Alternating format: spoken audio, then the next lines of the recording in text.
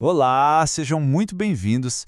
Hoje a gente vai mergulhar fundo numa história impressionante sobre como os líderes de uma nação podem, na verdade, se tornar os seus piores inimigos. A gente vai investigar a verdadeira anatomia de um colapso, olhando para os piores reis que Judá já teve. E a pergunta que vai guiar a nossa conversa é essa aqui: o que realmente leva uma nação à ruína? Será que é só uma questão de incompetência, de tomar umas decisões erradas, ou tem algo mais profundo, mais deliberado por trás? A gente está prestes a descobrir que, nesse caso, foram escolhas muito conscientes que acabaram selando o destino de um reino inteiro. Então, para a gente entender por que tudo deu tão errado, a gente precisa primeiro dar uma olhada em como as coisas deveriam ter sido. Pensa que existe uma espécie de manual do bom rei, um conjunto de regras não escritas, e é por aí que a gente começa. Ok, vamos lá.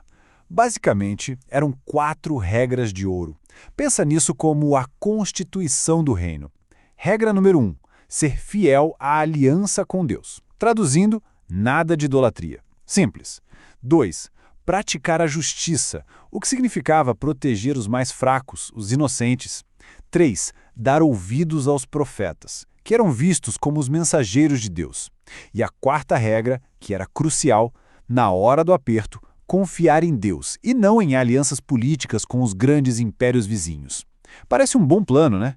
Bom, vamos ver o que aconteceu. E agora, a gente entra na nossa galeria dos piores. E olha, estes aqui não foram só reis que cometeram alguns errinhos. Não, não. Eles foram os verdadeiros arquitetos da ruína.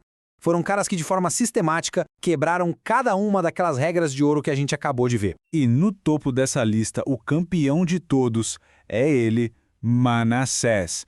Se existisse um troféu de pior rei da história, com certeza seria dele. Esse cara não só bagunçou o coreto, ele levou a idolatria e a corrupção a um nível que ninguém nunca tinha visto antes. A ficha corrida de Manassés é assustadora. Para começar, ele construiu altares pagãos dentro do lugar mais sagrado que existia, o próprio Templo de Jerusalém. Depois ele praticou magia e o ritual terrível de sacrifício de crianças. Com isso, ele encheu Jerusalém de sangue inocente.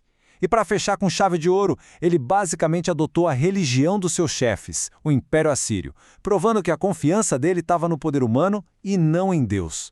Ele não só quebrou as regras, ele fez questão de pulverizar cada uma delas. E aqui está o ponto central da história dele. O texto bíblico é muito claro. A culpa de Manassés foi tão pesada, tão grave, que ela basicamente selou o destino de Judá. Foi o ponto de onde não dava mais para voltar. E sabe, mesmo que outro livro, o de Crônicas, diga que ele se arrependeu no finalzinho da vida, o estrago cultural e espiritual que ele causou já era grande demais, era irreversível. O próximo da nossa lista de vilões é Acaz. O caso dele é um exemplo perfeito de como uma crise de fé leva direto a um desastre político. Ele se viu numa encruzilhada: confiar em Deus ou confiar numa superpotência estrangeira. Adivinha qual ele escolheu? A coisa foi assim. No meio de uma baita crise militar, o profeta Isaías chegou para ele e disse para confiar em Deus.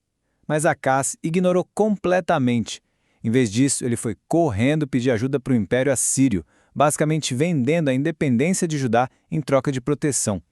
E para mostrar que ele era um bom servo dos seus novos mestres, ele profanou o templo com um altar pagão e no fim até fechou as portas do templo de Deus. Foi uma traição em todos os níveis. Depois de Manassés com sua idolatria e Acaz com sua crise de fé, a gente tem Joaquim. Ele é o rei da arrogância. A marca registrada dele era um desprezo total pela palavra dos profetas e, ao mesmo tempo, uma exploração brutal do seu próprio povo para construir palácios luxuosos para si mesmo. A ousadia de Joaquim foi algo quase cinematográfico, sabe? O profeta Jeremias mandou para ele um rolo com as advertências de Deus. O que um rei sensato faria, pelo menos leria, né? Mas Joaquim, não. Com o maior desprezo do mundo, ele pegou um canivete, cortou o rolo em tiras e jogou no fogo, na frente de todo mundo.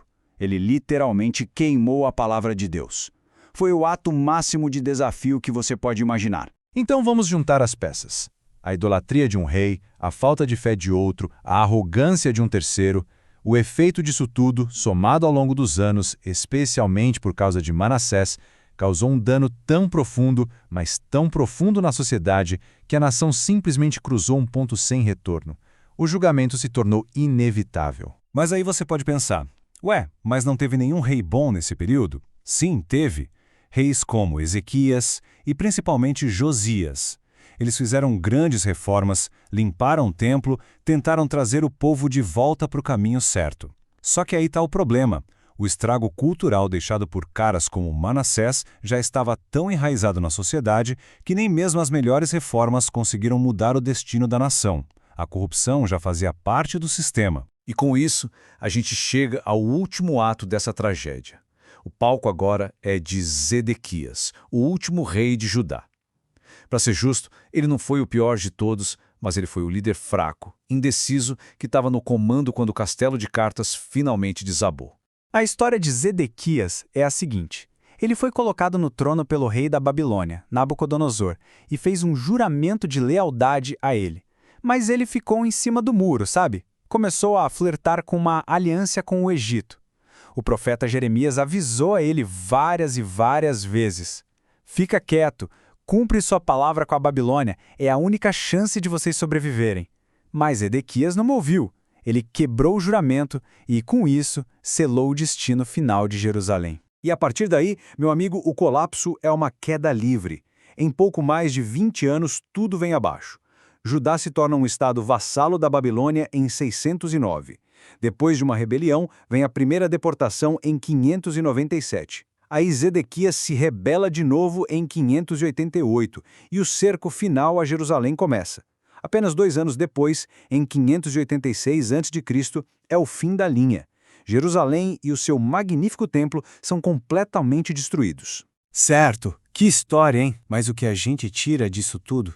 Vamos tentar conectar essa narrativa com as evidências históricas que a gente tem hoje e pensar um pouco nas lições que essa história toda nos deixa. E aqui vem uma pergunta muito justa que talvez você esteja se fazendo.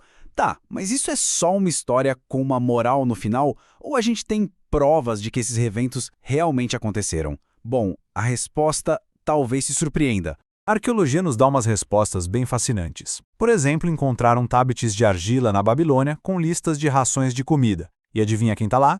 Yaoquim, rei da terra de Judá, ou seja, o rei Jecônias, confirmando que ele estava exilado lá. A gente tem as cartas de Laquixe, que são basicamente mensagens militares escritas em cacos de cerâmica, descrevendo o pânico durante o cerco final. Foram encontrados selos de argila com os nomes de oficiais que são citados no livro de Jeremias. E as próprias crônicas da Babilônia registram as campanhas de Nabucodonosor contra Judá. A história e a arqueologia aqui andam de mãos dadas. No fim das contas, a história desses reis nos deixa uma lição muito poderosa. Ela nos mostra que a forma como uma nação define seus valores mais profundos, aquilo que ela adora e o jeito como ela trata seus próprios cidadãos, especialmente os mais vulneráveis, isso não é um detalhe pequeno na política. Segundo essa narrativa, isso é, na verdade, o que define o seu destino. Você é professor da EBD? Venha ser membro do canal Descomplicando a Teologia.